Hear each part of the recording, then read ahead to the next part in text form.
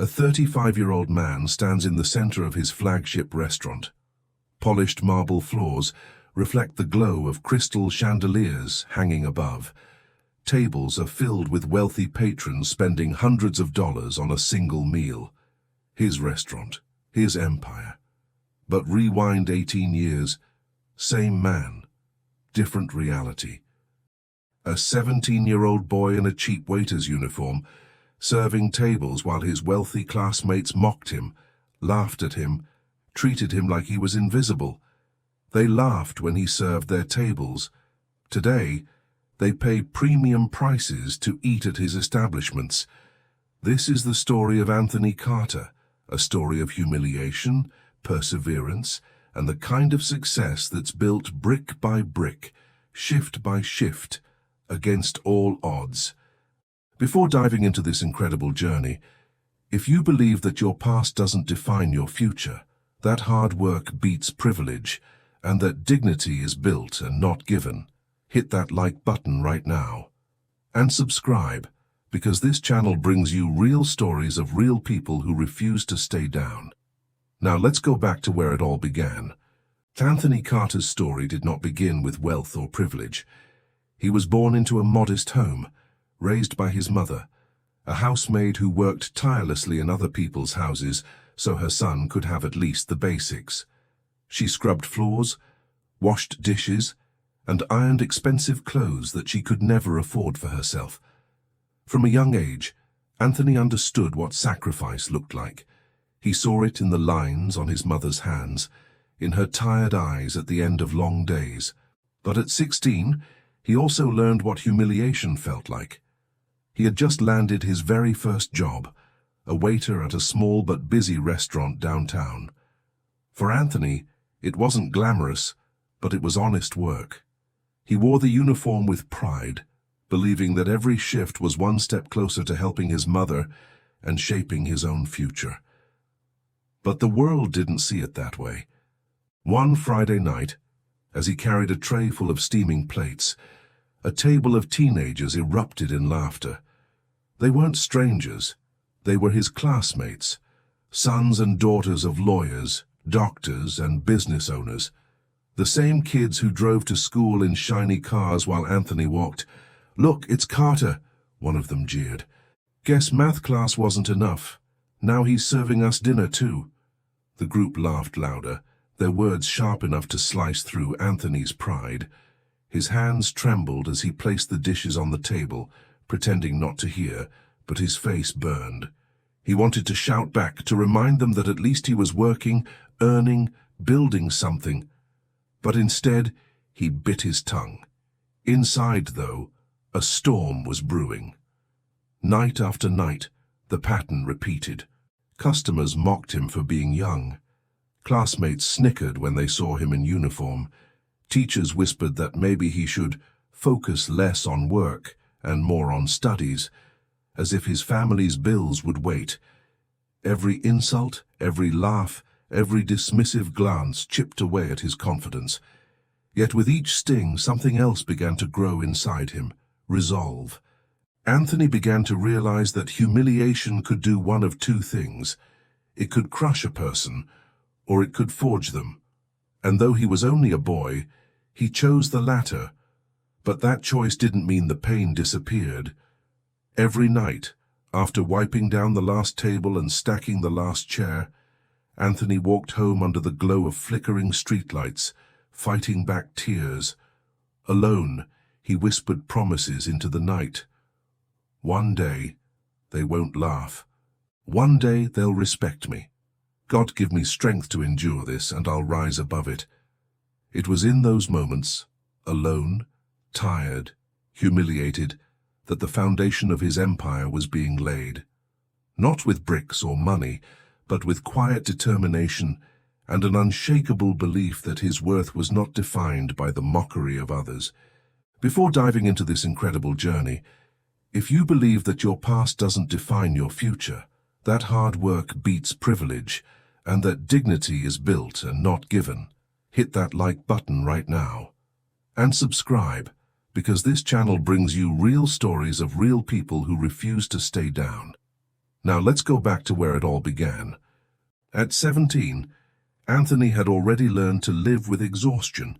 School during the day, work at night, homework done under the dim light of a kitchen bulb while his mother ironed other people's clothes. But no matter how hard he worked, he could never escape the whispers. At school, the reminders were constant. His classmates wore expensive sneakers and carried the latest phones. Anthony wore hand-me-down shoes, patched twice, and carried a cracked notebook in his backpack. For them, his part-time job was a joke, something to laugh about over lunch breaks. For Anthony, it was survival. "Hey, Carter, bring me a coffee," one boy shouted in the hallway, mimicking the way Anthony served tables. Laughter followed, echoing against the lockers. Another day, at a birthday party he wasn't invited to but ended up working at as extra staff, the humiliation was sharper. He stood in uniform, refilling glasses, while his classmates danced under the flashing lights. They saw him, of course. One girl, her voice dripping with mockery, leaned toward her friends and said loud enough for Anthony to hear, "Imagine dating the waiter. Can you picture it? He probably smells like dirty dishes." The group erupted in laughter.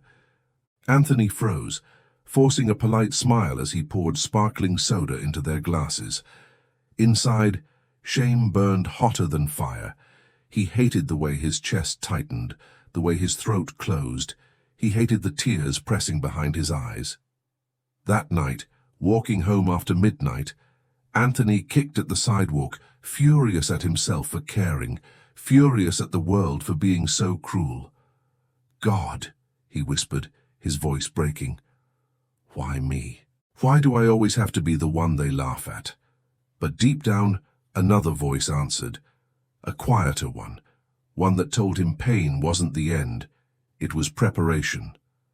The worst came one evening at the restaurant itself. The place was packed, and Anthony was rushing between tables when a group of boys from his school walked in. They spotted him immediately. Instead of ignoring him, they called him over. "Waiter," one of them said, waving dramatically, "bring us the cheapest thing on the menu, it should suit you." Laughter erupted again.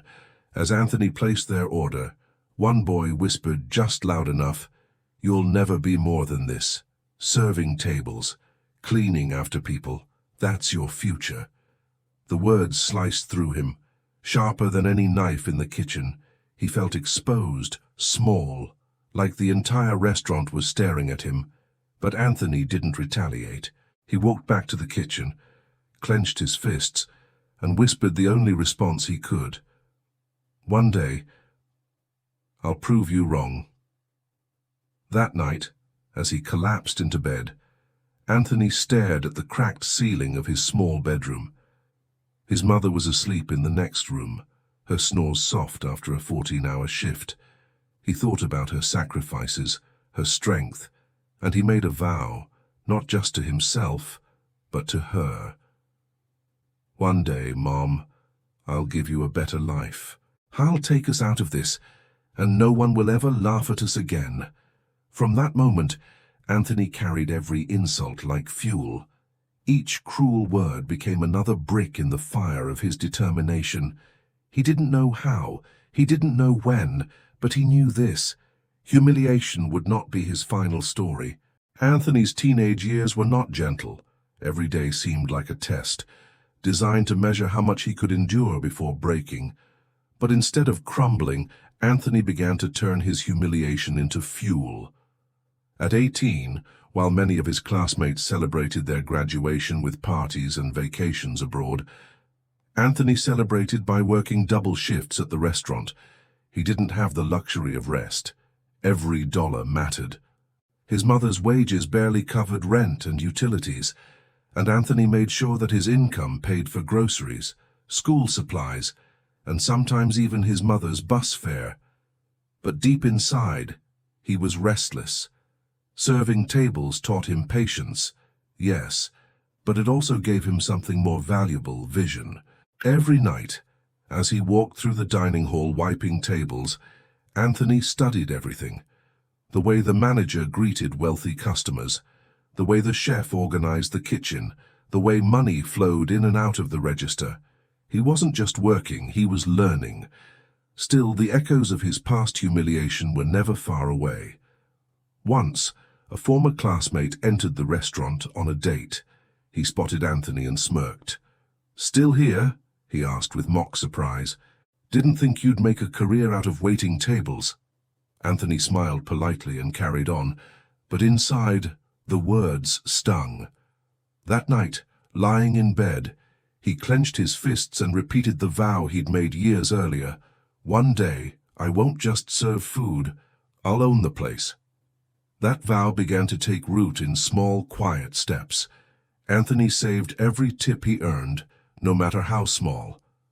He bought used books on business and hospitality management, studying them late at night by the weak light of a second-hand lamp.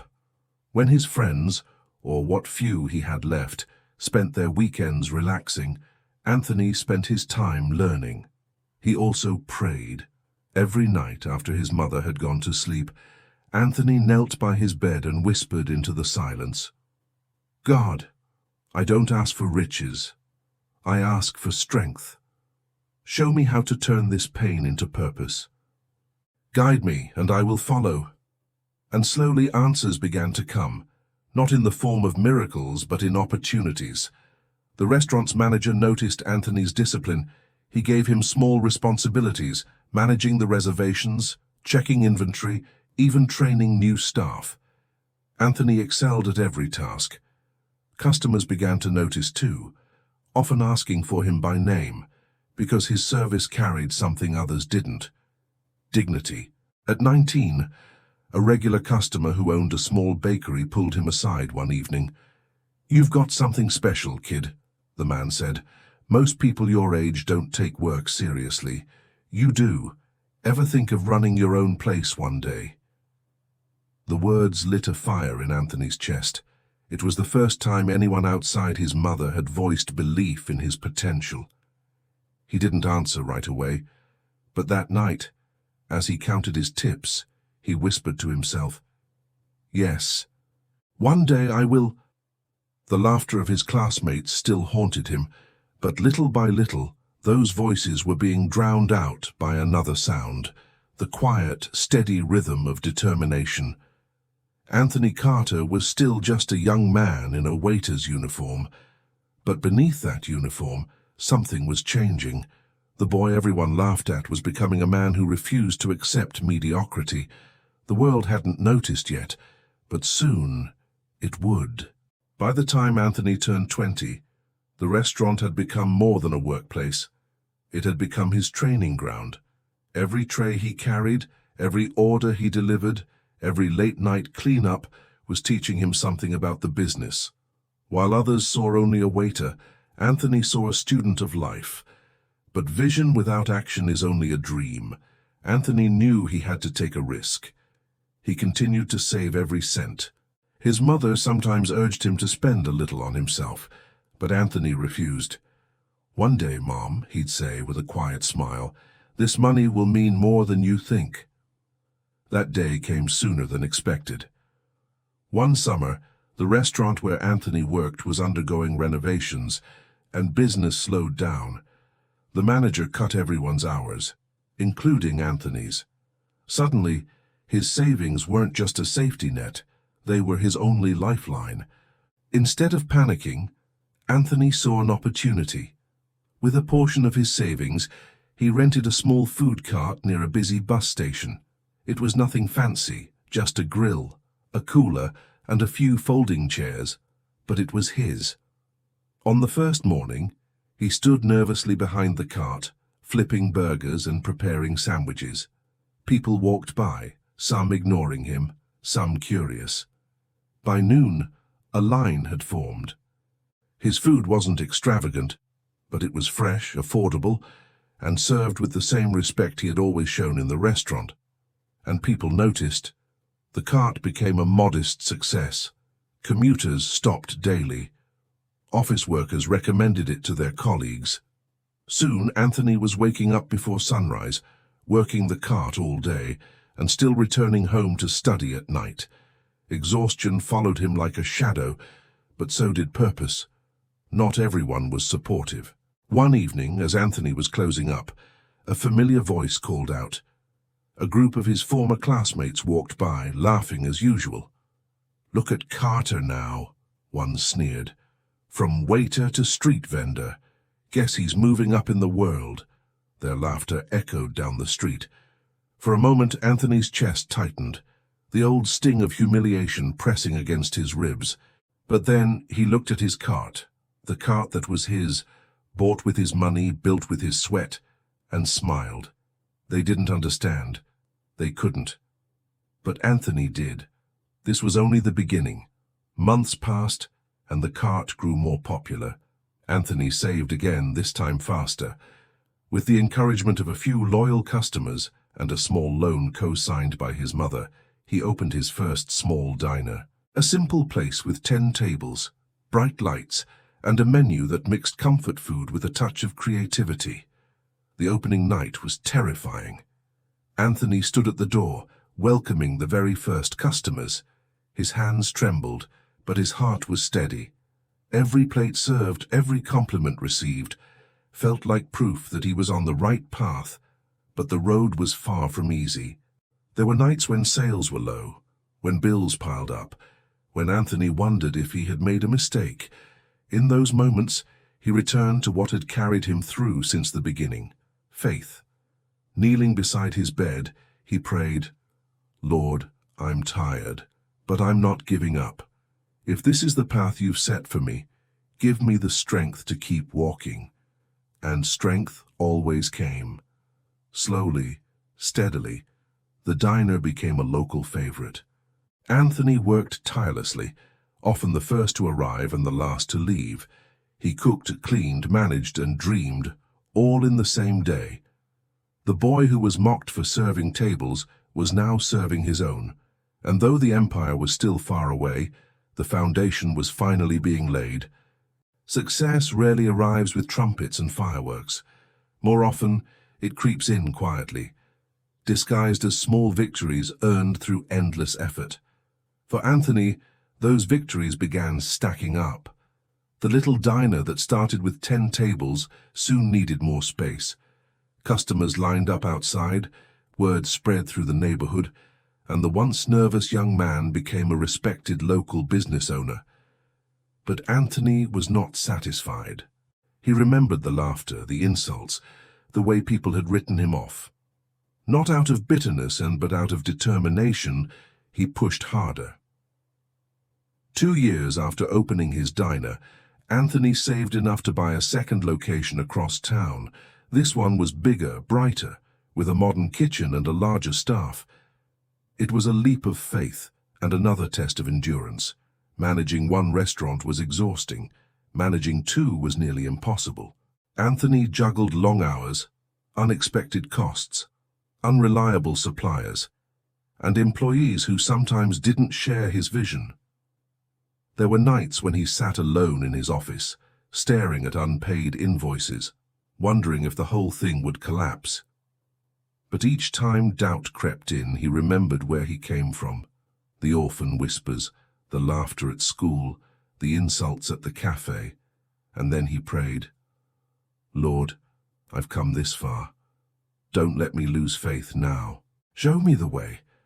Opportunities began to multiply. A loyal customer who was a real estate agent told him about an abandoned property near the city center.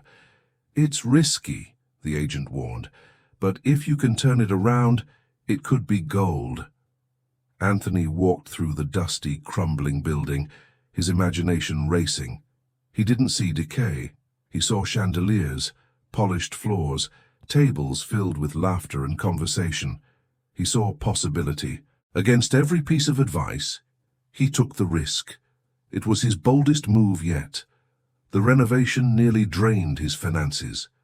Workers complained, delays stacked up, and Anthony often worked alongside them, hammer in hand, covered in dust. But he never wavered. "This place," he told himself, "will be the crown jewel."